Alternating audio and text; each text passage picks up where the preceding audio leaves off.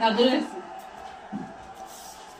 পিরিতে কাঠালে গাঠা লাগলে পড়ে ছড়ে না জেনে শুনে করগা পিরিত্রে।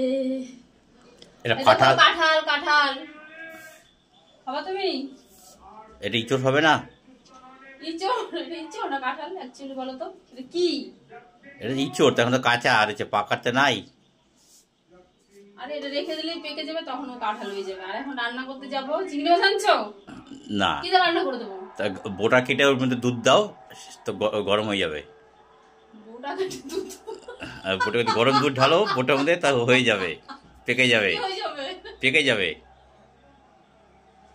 পিরিতে কাঁঠালে ডাঁটা লাগলে পরে ছাড়ে না জেনে শুনে করগা পিরিত্রে। বোটা কেটে দুধ ঢালতে কেন বাজে কথা নিচ্ছ?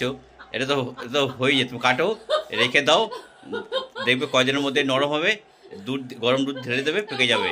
হায় ভগবান ঠিক আছে রাখলাম।